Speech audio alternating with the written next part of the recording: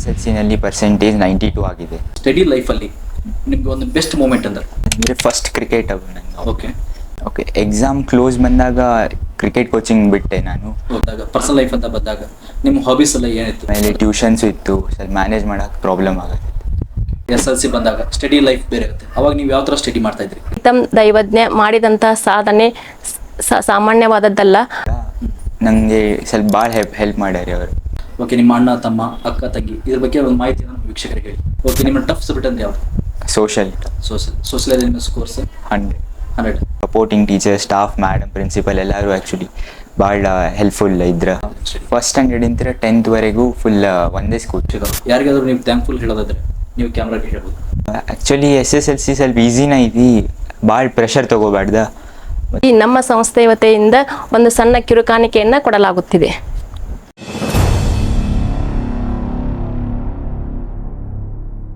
ವೀಕ್ಷಕರೇ ನಮಸ್ಕಾರ.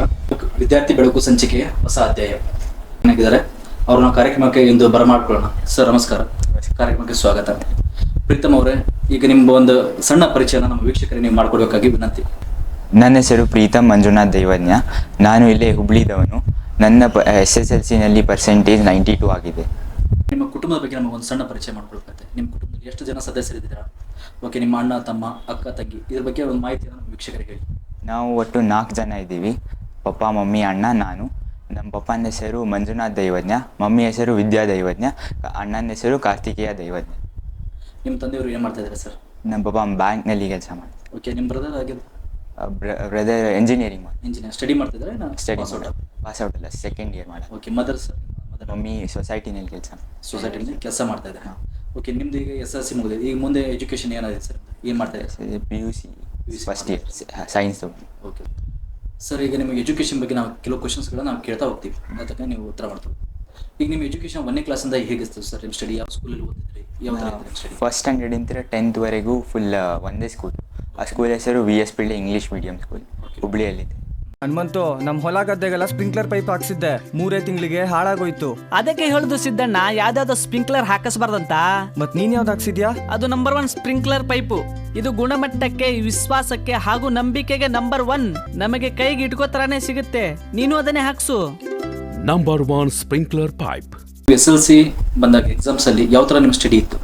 Okay, 1 to 9 ಮಟ್ಟ ನಿಮ್ಮ ಸ್ಟಡಿ ಲೈಫೇ ಬೇರೆ ಆಗುತ್ತೆ. ಈಗ ಎಕ್ಸಾಮ್ಸ್ ಫೈನಲ್ ಇಯರ್ SSLC ಬಂದಾಗ ಸ್ಟಡಿ ಲೈಫ್ ಬೇರೆ ಇರುತ್ತೆ. ಅವಾಗ ನೀವು ಯಾವ ಥರ ಸ್ಟಡಿ ಮಾಡ್ತಾ ಇದ್ರಿ SSLC ನಲ್ಲಿದ್ದಾಗ? ಮನೆಯಲ್ಲಿ ಸ್ವಲ್ಪ ಹೇಳ್ತಿದ್ರು ಅಂದರೆ ಓದು ಅಂತ. ನನಗೆ ಸ್ವಲ್ಪ ಕ್ರಿಕೆಟ್ ಸಂಬಂಧ ಜಾಸ್ತಿ ಕ್ರಿಕೆಟಲ್ಲಿ ಇಂಟ್ರೆಸ್ಟ್ ಇತ್ತು. ಓಕೆ, ಅದ್ರ ಸಂಬಂಧ ಅಷ್ಟು ಫೋಕಸ್ ಮಾಡೋಕ್ಕಾಗಲಿಲ್ಲ ಸ್ಟಾರ್ಟಿಂಗ್ 1 to 3 months.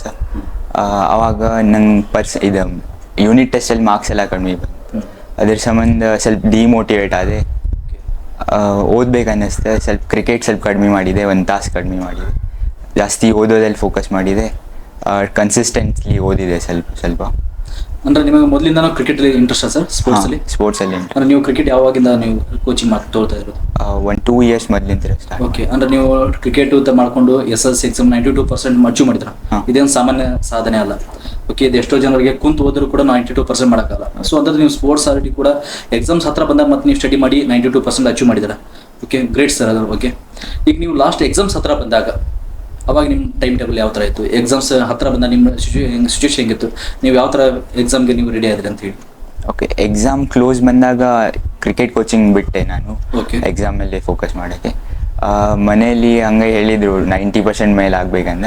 ಅಷ್ಟು ಕ್ಯಾಶುವಲಿ ತೊಗೊಂಡಿದ್ದೆ, ಭಾಳ ಪ್ರೆಷರ್ ತೊಗೊಂಡಿಲ್ಲ. ಈಸಿ ವೇದಾಗ ಓದಿದ್ದೆ. ಅಂದ್ರೆ ಮನೇಲಿ 90% ಮಾಡ್ಬೇಕಂತ ಏನು ಟಾರ್ಗೆಟ್ ಇತ್ತಾ ಹೇಗೆ ನಿಮಗೆ? ಅವ್ರು ಹಂಗೆ ಕ್ಯಾಶುವಲಿ ಹೇಳಿದ್ರು ಹಂಗೆ ಮಾಡ್ಬೇಕಂತ.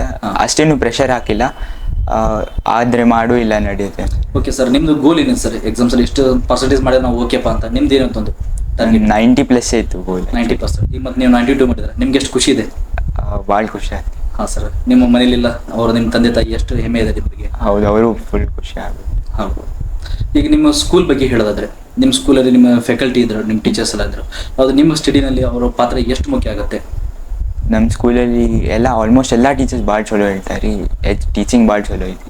ಅವ್ರು ಏನೇನು ಹೇಳ್ತಿದ್ರು ಎಲ್ಲ ಪಾಯಿಂಟ್ಸ್ನ ಸ್ವಲ್ಪ ನೋಟ್ ಡೌನ್ ಮಾಡ್ಕೋತಿದ್ದೆ. ಮತ್ತು ಅದು ಅಲ್ಲೇ ಕೇಳ್ಕೊತಿದ್ದೆ ನಾನು ಏನು ಅವ್ರು ಹೇಳ್ತಾರೆ ಅಂತ. ನಿಮ್ಮ ಸ್ಕೂಲಲ್ಲಿ ಏನೋ ಡೌಟ್ಸ್ ಇದ್ರು ಕೂಡ ಅಲ್ಲಿ ಆನ್ ಸ್ಪಾಟಲ್ಲಿ ಎಲ್ಲ ಕ್ಲಿಯರ್ ಮಾಡ್ಕೊಂಡ್ಬಿಡ್ತೀವಿ, ಅಲ್ಲೇ ಡಿಸ್ಕಸ್ ಮಾಡ್ಕೊಂಡು. ಪ್ರೀತಮ್ ಅವರೇ, ನಿಮ್ಗೀಗ SSLC ನಲ್ಲಿ ಫೇವ್ರೇಟ್ ಸಬ್ಜೆಕ್ಟ್ ಯಾವುದು? ಸೈನ್ಸ್. ಸೈನ್ಸಲ್ಲಿ ನಿಮ್ಮ ಸ್ಕೋರ್ ಎಷ್ಟು ಸರ್? ಸೈನ್ಸ್ 88. 100ಗೆಲ್ಲ. ಹಾಂ. ಓಕೆ, ನಿಮ್ಮ ಟಫ್ ಸಬ್ಜೆಕ್ಟ್ ಅಂದ್ರೆ ಯಾವುದು? ಸೋಷಲ್. ಸೋಷಿಯಲ್ ನಿಮ್ಮ ಸ್ಕೋರ್ ಸರ್? 100. ಟಫ್ ಸಬ್ಜೆಕ್ಟಲ್ಲಿ ನೀವು 100ಗೆ ಔಟ್ ಆಫ್ 100 ಮಾಡಿದ್ದೀರಾ? ಹೌದು. ಏನು ಸರ್ ಅದು ಸಾಧನೆ? ನಾನು ಸ್ವಲ್ಪ ಜಾಸ್ತಿ ಫೋಕಸ್ ಮಾಡತ್ತಿದ್ದೆ ರೀ ಅದ್ರ ಮ್ಯಾಗ, ಅದು ಸ್ವಲ್ಪ ಚಲೋ ಆಗ್ಬೇಕಂತ. ಓಕೆ, ನೀವು ಸ್ಕೂಲಲ್ಲಿ ಟೀಚಿಂಗ್ ಬಿಟ್ಟು ಮತ್ತು ಔಟ್ಸೈಡಲ್ಲಿ ಏನಾದರೂ ಕೋಚಿಂಗ್ಸ್ ಕ್ಲಾಸಸ್ ಏನಾದ್ರು ತಗೋತಿದ್ರ? ಹೇಗೆ? ಟ್ಯೂಷನ್ಗೆ ಹೋಗ್ತೀನಿ. ಟ್ಯೂಷನಲ್ಲಿ ಎಲ್ಲಿ? ಚೌಗ್ಲಾ ಟ್ಯುಟೋರಿಯಲ್ಸ್ ಅಂತ. ಓಕೆ, ಅಂದರೆ ಯಾವ ಸಬ್ಜೆಕ್ಟ್ ಬರೀ ಓನ್ಲಿ ಸೋಷಿಯಲ್ ಮಾತ್ರ? Science, maths, English, grammar. Okay sir, ಅದರಿಂದ ನಿಮ್ಗೆ ಹೆಲ್ಪ್ ಆಯ್ತಾ? ಹಾಂ. ಈಗ ನಿಮ್ಗೆ ಸ್ಕೂಲಲ್ಲಿ ಟೀಚಿಂಗಿಗೆ ಕ್ಲಾಸಸ್ಸಲ್ಲಿ ಟೀಚಿಂಗಿಗೆ ಏನು ನಿಮ್ಗೆ ಡಿಫ್ರೆನ್ಸ್ ಆಗುತ್ತೆ ಅಂತ ಹೇಳಿ? ಟ್ಯೂಷನ್ನಲ್ಲಿ ಮತ್ತೆ ರಿಪೀಟ್ ಆಗ್ತೈತ್ರಿ, ಇನ್ನೊಂದ್ಸಲಿ ರಿವಿಷನ್ ಟೈಪ್ ಆಗ್ತೈತಿ. ಸರ್, ಈಗ ನಿಮ್ಮ ಸ್ಕೂಲಲ್ಲಿ SSC ಟೀಚಿಂಗ್ ಸ್ಕೂಲಲ್ಲಿ ನಿಮಗೆ ಯಾವ ಫೇವ್ರೇಟ್ ಟೀಚರ್ಸ್ ಆಗಿದ್ರು? ಯಾಕೆ? ಆ್ಯಕ್ಚುಲಿ ನಂಗೆ ಕನ್ನಡ ಸ್ವಲ್ಪ ಡಿಫಿಕಲ್ಟ್ ಆಗ್ತೈತ್ರಿ. ಅವ್ರು ನಮ್ಮ Kannada teacher sir Gauri teacher ಅಂತ, ಅವ್ರ ಟೀಚಿಂಗ್ ಭಾಳ ಚಲೋ ಐತಿ. ಅವ್ರು ನಮ್ಮ ಮಮ್ಮಿನ ಫ್ರೆಂಡು ಕೂಡ. ನನಗೆ ಸ್ವಲ್ಪ ಭಾಳ ಹೆಲ್ಪ್ ಮಾಡ್ಯಾರಿ ಅವರು. ಮಾಡೆಲ್ ಪೇಪರ್ ಎಲ್ಲ ತೊಗೊಂಡು ಕೊಟ್ಟರೆ, ಡೌನ್ಲೋಡ್ ಮಾಡೋಕ್ಕದೆಲ್ಲ ಲಿಂಕ್ ಕಳಿಸಿದ್ರಿ, ಅದೆಲ್ಲ ಅಲ್ಲಿಂದ ಓದ್ಕೊಂಡೆ. ಅವ್ರು ಸ್ವಲ್ಪ ಇಂಪಾರ್ಟೆಂಟ್ ಕ್ವಶನ್ಸ್ ಕೊಟ್ಟರೆ ಕ್ಲಾಸ್ ಒಳಗೆ ಎಲ್ಲರಿಗೂ, ಅದರಿಂದ ಭಾಳ ಹೆಲ್ಪ್ ಆಗಿತ್ತು. ಓಕೆ ಸರ್, ನಿಮ್ಮ ಸ್ಕೂಲಲ್ಲಿ ಪೇರೆಂಟ್ಸ್ ಮೀಟಿಂಗ್ ಅಂತ ಏನಾದ್ರು ಇರುತ್ತಲ್ಲ? ಇರುತ್ತೆ. ಓಕೆ, ನಿಮ್ಮ ಮನೆಯಿಂದ ಯಾರು ಬರ್ತಾಯಿದ್ರು? ತಂದೆ ತಾಯಿ? ಮಮ್ಮಿನೇ ಜಾಸ್ತಿ. ಆಲ್ಮೋಸ್ಟ್ ಮಮ್ಮಿ ಅಂತ. ಲಕ್ಷಾಂತರ ರೈತ ಬಾಂಧವರ ಮನಗೆದ್ದ ಮಹಾಲಕ್ಷ್ಮಿ ಇಂಪ್ಲಿಮೆಂಟ್ಸ್ ಹುಬ್ಬಳ್ಳಿರವರ ಹೈಡ್ರಾಲಿಕ್ ನೇಗಿಲು. ನಿಮಗೆ ಸ್ಕೂಲಿಂದ ಮನೆಗೆ ಯಾವ್ದಾದ್ರು ಕಂಪ್ಲೇಂಟ್ಸ್ ಹೋಗ್ತಿದ್ದ? ಸ್ವಲ್ಪ ಮಾತಾಡ್ತಿದ್ದೆ ಅಂತಷ್ಟೇ. ಅಂದ್ರೆ ನೀವು ಸ್ಕೂಲಲ್ಲಿ ಫಸ್ಟ್ ಬೆಂಚಾ ಲಾಸ್ಟ್ ಬೆಂಚಾ? Last bench. ಅಂದ್ರೆ ಉಡಾತನ ಮಾಡ್ತಿದ್ರ? ಇಲ್ಲ, ಯಾವುದೇ ಕೀಟ್ಲೆ ಏನು ಇರ್ತಾ ಇರಲಿಲ್ಲ? ಇಲ್ಲ, ಜೋಕ್ಸ್ ಅಷ್ಟೇ ಮಾಡ್ತಿದ್ವಿ ಫ್ರೆಂಡ್ಸ್. ಓಕೆ, ಸ್ಟಡಿ ಕಡೆ ತುಂಬ ನಿಮ್ಗೆ ಕಾನ್ಸಂಟ್ರೇಟ್ ಇತ್ತು. ಓಕೆ, ನಿಮ್ಮ ಮದರ್ಗೆ ನಿಮ್ಮ ಬಗ್ಗೆ ಪರ್ಸನಲ್ ಆಗಿ ಯಾವ ಥರ ಹೆಮ್ಮೆ ಇದೆ? ಮಮ್ಮಿ ಅವ್ರಿಗೆ ಭಾಳ ಪ್ರೆಷರ್ ಹಾಕಿಲ್ಲ ರೀ. ಅಂದ್ರೆ ಅವ್ರಿಗೆ ಎಕ್ಸ್ಪೆಕ್ಟೆಡ್ ಇತ್ತು ಅವ್ರಿಗೆ, ಅಂದ್ರೆ ನಾ ಮಾಡ್ತೀನಿ ಅಂತ ಹೋಪ್ಸ್ ಇತ್ತು. ಅವ್ರ ಓದಂತ ಹೇಳ್ತಿದ್ರಿ, ಹೇಳುವಷ್ಟು ಹೇಳ್ತಿದ್ದೆ. ಆಮೇಲೆ ಸಬ್ಜೆಕ್ಟ್ ಯಾವುದು? ಫೇವ್ರೇಟ್ ಟೀಚರ್ಸ್ ಯಾರು ಅಂತ ಅದ್ರ ಬಗ್ಗೆ ನೀವು ಮಾಹಿತಿ ಹೇಳೋದಾದ್ರೆ? ಒಂದು ಫೇವ್ರೇಟ್ ಸಬ್ಜೆಕ್ಟ್ ಐತಿ. ಟೀಚರ್ಸ್ ಇಬ್ಬರು ಫೇವ್ರೇಟ್ ಅದಾರ. Science favourite subject. ಅವ್ರ ಅದ್ರ ಒಳಗೆ ಕೆಮಿಸ್ಟ್ರಿ ಭಾಳ ಇಷ್ಟ. ಅದ್ರೊಳಗೆ ಟೀಚರ್ ಹೆಸರು ಮಾರಿಯಾ ಟೀಚರ್ ಅಂತ. Maria teacher. ಮತ್ತು ಕನ್ನಡ ಸಬ್ಜೆಕ್ಟ್ ನಂಗೆ ಡಿಫಿಕಲ್ಟ್ ಆಗ್ತೈತ್ರಿ. ಅದ್ರ ಸಂಬಂಧ ಗೌರಿ ಟೀಚರ್ ಅಂತ ಒಬ್ಬರು ಅದಾರ, ಅವ್ರು ಭಾಳ ಚಲೋ ಕಲಿಸ್ತಾರೆ. ಓಕೆ, ಅವರು ನಿಮಗೆ ಇಬ್ಬರು ಫೇವ್ರೇಟ್ ಟೀಚರ್ಸ್? ಹೌದು. ಓಕೆ, ಅವರು ನಿಮ್ಮ ಸ್ಟಡಿನಲ್ಲಿ ಬಂದಾಗ ಇಂಪಾರ್ಟೆನ್ಸ್ ನೋಟ್ಸ್ ಕೊಡೋದಾಗಿರ್ಬೋದು, ಎಷ್ಟು ಮತ್ತು ಕೇರ್ ತೊಗೊಳೋದು ಯಾವ್ದಾರು ಇರ್ತಾ ಆಗುತ್ತೆ? ಹೌದು, ಅವ್ರ ಫೋನ್ ನಂಬರ್ ಎಲ್ಲ ಐತ್ರಿ. ನಂಗೆ ಏನಾದ್ರು ಡೌಟ್ಸ್ ಇದ್ರೆ ಅವ್ರಿಗೆ ಫೋನ್ ಹಚ್ಚಿ ಇಬ್ರಿಗೂ ಕೇಳ್ತಿದ್ದೆ. ಓಕೆ, ನಿಮ್ಮ ಡೌಟ್ಸ್ ಕ್ಲಿಯರ್ ಮಾಡ್ಕೊಡ್ತಿದ್ರಿ. ಓಕೆ ಬ್ರದರ್, ಈಗ ನೀವು ಬಂದಾಗ ಮುಂದೆ ಫ್ಯೂಚರಲ್ಲಿ ನಿಮ್ಮ ಎಜುಕೇಷನ್ ಹೇಗಿರುತ್ತೆ? ಯಾವುದು ಲೈನಲ್ಲಿ ಹೋಗ್ಬೇಕಂತ ನಿಮ್ಮ ಆಸೆ? Science field. Science field. Okay, ನಿಮಗೆ ಎಜುಕೇಷನಲ್ಲಿ ನಿಮ್ಮ ಫ್ಯಾಮಿಲಿ ನಿಮ್ಮ ಬ್ಯಾಕ್ ಬೋನ್ ಆಗಿ ಹೇಗೆ ಸಪೋರ್ಟ್ ಮಾಡ್ತಾಯಿದ್ರು? ಎಲ್ಲರೂ ತುಂಬ ಸಪೋರ್ಟಿವ್. ಅಣ್ಣ ಅಂತರೂ ನಂಗೆ ಮನೆ ಒಳಗೆ ಏನಾದ್ರು ಡೌಟ್ ಬಂದಿದೆ, ಸಮ್ಸ್ ಎಲ್ಲ ಅಂದರೆ ಮ್ಯಾಥಮೆಟಿಕ್ಸ್ ಇಕ್ವೇಷನ್ಸ್ ಎಲ್ಲ ಏನಾದ್ರು ಡೌಟ್ ಬಂದಿದೆ ಅಣ್ಣನೇ ಹೇಳ್ತಿದ್ದೆ. ಅಣ್ಣ ಕಡೆ ನೀವು ಡೌಟ್ ಕ್ಲಿಯರ್ ಮಾಡ್ಕೊಡ್ತೀವಿ. ಓಕೆ, ಅಮ್ಮ ನಿಮ್ಮ ಸ್ಟಡಿನಲ್ಲಿ ಯಾವ ಥರ ಹಿಂದೆ ಸಪೋರ್ಟಿವ್ ಆಗಿದೆ? ಅವ್ರು ಭಾಳ ಪ್ರೆಷರ್ ಹಾಕಿಲ್ಲ ರೀ. ಅಂದರೆ ನಿಂಗೆ ಎಷ್ಟು ಆಗ್ತಿತ್ತು ಅಷ್ಟು ಮಾಡಂತ ಹೇಳಿದ್ರು. ಸ್ವಲ್ಪ 90+ ಮಾಡಿದ್ರೆ ಚಲೋ ಅಂತ ಎಲ್ಲ. ಈಗ ನಿಮ್ಮ ಸ್ಟಡಿ ಲೈಫಲ್ಲಿ ನಿಮ್ಗೆ ಒಂದು ಬೆಸ್ಟ್ ಮೂಮೆಂಟ್ ಅಂದ್ರೆ ಸ್ವೀಟ್ ಮೂಮೆಂಟ್ ಅಂತ ಇರುತ್ತೆ, ಎಲ್ಲರಿಗೂ ಒಂದು ಲೈಫಲ್ಲಿ ಇರುತ್ತೆ SSC ಮೂಮೆಂಟ್. ಅದು ನಿಮ್ಮ ಸ್ಟಡಿ ಬಗ್ಗೆ ಆಗಿರ್ಬೋದು, ಸ್ಪೋರ್ಟ್ಸ್ ಬಗ್ಗೆ ಆಗಿರ್ಬೋದು, ಬೇರೆ ಯಾವುದೋ ಒಂದು ವಿಷಯದ ಬಗ್ಗೆ ಒಂದು ಸ್ವೀಟ್ ಮೆಮೊರೀಸ್ ಅಂದರೆ ಯಾವುದು ಅಂತ ಹೇಳ್ತಾರೆ? ಸ್ವೀಟ್ ಮೆಮೊರೀಸ್ ಅಂದರೆ ಎಲ್ಲರೂ ಫ್ರೆಂಡ್ಸ್ ಫುಲ್ ಎಂಜಾಯ್ ಮಾಡಿದ್ವಿ. ಟ್ರೈನ್ ಒಳಗೆ ಜರ್ನಿ ಇತ್ತು. ಓಕೆ, ಅಂದರೆ ನೀವು ಔಟ್ಸೈಡ್ ಸೋಷಿಯಲ್ ಆಗಿ ತುಂಬ ಫ್ರೆಂಡ್ಲಿ ಆಗಿದ್ದೀರಾ? ಹೌದು. ಓಕೆ ಸರ್, ನಿಮಗೆ ಒಂದು ಡಿಫಿಕಲ್ಟ್ ಟೈಮ್ ಅಂತ ಬರುತ್ತೆ.